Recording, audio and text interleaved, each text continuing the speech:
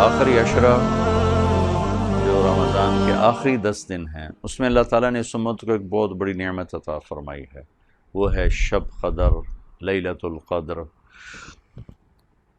لیلۃ القدر خیر من الف شہر، یہ وہ رات ہے جو 1000 مہینوں سے بہتر ہے۔ تو برابر نہیں، 1000 مہینوں کے برابر نہیں، 1000 مہینوں سے بہتر ہے۔ آپ نے ایک دفعہ ذکر کیا کہ بنو اسرائیل میں 4 انبیاء یا مجاہدین 80 سال اللہ کے راستے میں جہاد کرتے رہے، تو صحابہ غمگین ہو کر کہنے لگے یا رسول اللہ، ہماری تو عمریں بھی 80 سال نہیں ہوتی۔ تو اللہ تعالیٰ نے فوراً یہ صورت اتاری۔ اس امت کو اللہ نے عمر تھوڑی دی ہے اور اعمال بڑے قیمتی دیے۔ پہلی امتوں کی عمریں لمبی تھیں اور عمل اتنے بڑے قیمتی نہیں تھے۔ پہلی امتوں کے لیے ہے من جاء بالحسنۃ فلہ عشر امثالھا، ایک نیکی کرو گے 10 ملیں گی۔ یہ انٹرنیشنل لا ہے، آدم علیہ السلام سے لے کر ہمارے نبی تک۔ جب یہ آیت اتری من جاء بالحسنۃ فلہ عشر امثالھا، تو ہمارے نبی تو رحمت للعالمین ہیں، امت کے لیے سب سے زیادہ رحمت ہیں۔ تو عرض کی یا اللہ زد امتی، یہ تو ساری امتوں کا آپ نے قانون مجھے دے دیا، میری امت کے ساتھ کچھ خصوصی معاملہ کیا جائے۔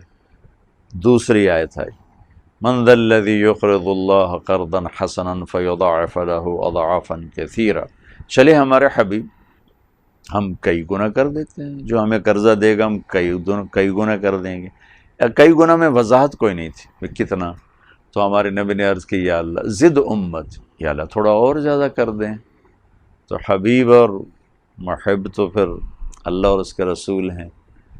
اچھا میرے حبیب یہ لیجئے مثل الذین ينفقون اموالهم فی سبیل اللہ کمثل حبۃ انبتت 7 سنابل فی کل سنبلۃ 100 حبۃ واللہ یضاعف لمن یشاء واللہ واسع علیم۔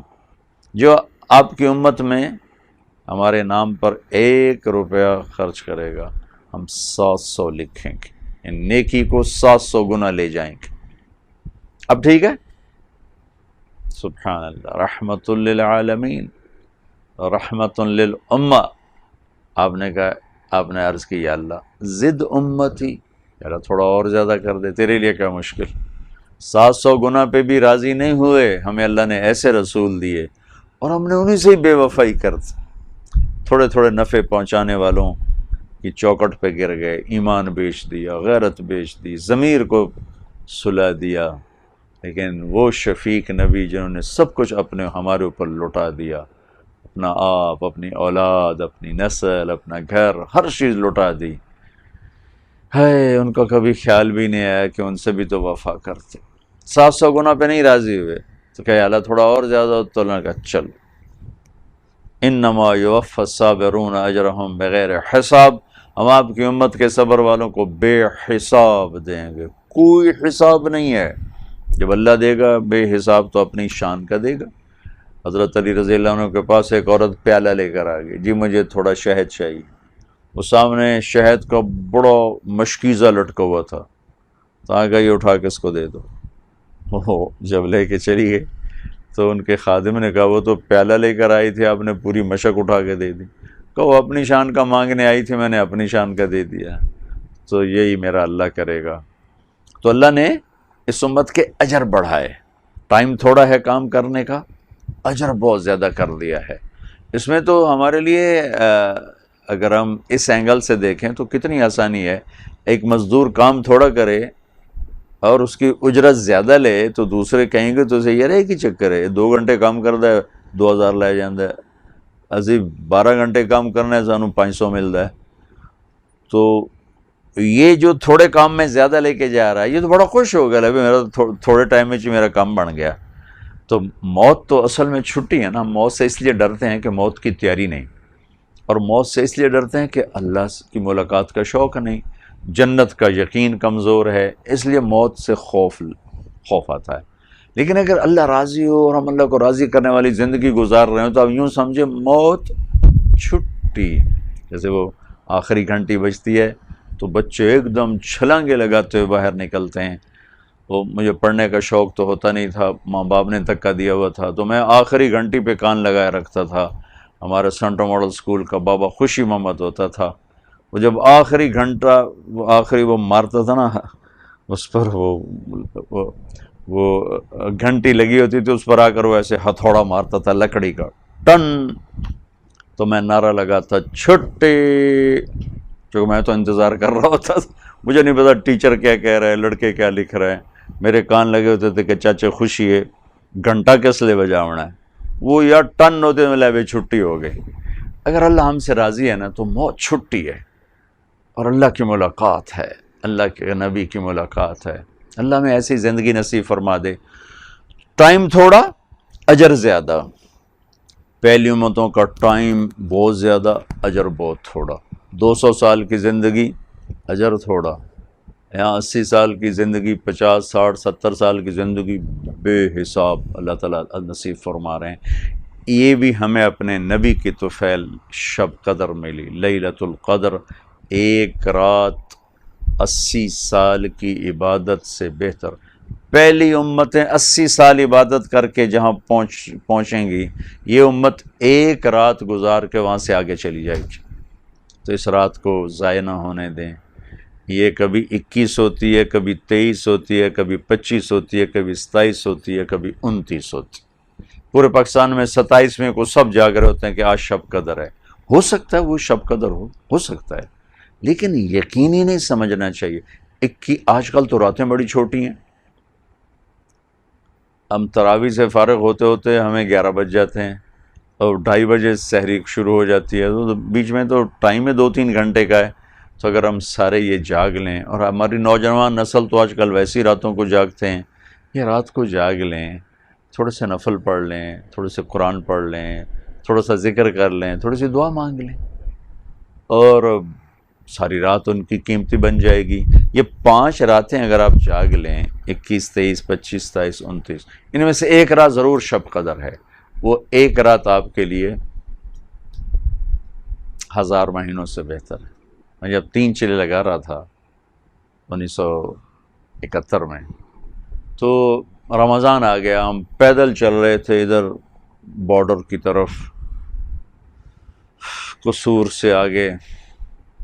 تو مجھے شوق ہوا کہ شب قدر مل جائے مجھے شب قدر. میں نے پہلے رمضان سے مانگنا شروع کیا، یا اللہ میں پیدل سفر کر رہا ہوں، یہ 5 راتیں مجھ سے نہیں جاگا جائے گا. جس رات وہ آنی ہے نا، مجھے تو اٹھا دینا، تیری بڑی مہربانی. تو ایک گاؤں تھا راجوال کے قریب، راجوال ایک اڈا آتا ہے قصور سے دیپال پور جاتے ہوئے، اس سے اندر کی طرف 8-10 میل ہم ایک گاؤں میں تھے. تو اس پورے علاقے میں ہمیں بڑی گالیاں پڑی، اوے وابی آ گئے، اوے نبی دے گستاخ آ گئے، اوے انہوں کٹ دے، اوے کافر نے، اوے انہوں دی گل نہ سنو. ہر جگہ بڑے عجیب و غریب معاملے دیکھے. تو میں رات سویا ہوا تھا، دسمبر میں رمضان تھا. ٹھیک 12 بجے کسی نے میری رضائی اوپر سے کھینچی اور مجھے اٹھا کے بٹھا دی. میں یوں ہو کے بیٹھا، رضائی وہ ہو گئی، میں ایسے. میں کہ میں نے کیا اٹھایا؟ میں ادھر ادھر دیکھا، سارے سوئے پڑے. میں کہ یہ میرے ساتھ کیا ہوا ہے، مجھے کس نے اٹھا دیا؟ کوئی بھی نہیں. میں نے پھر رضائی اوپر لی اور لیٹ گیا. جو میں نے سرانے پہ سر رکھا، مجھے یاد آج تو 21 کی رات ہے، تو مجھے کرنٹ لگا.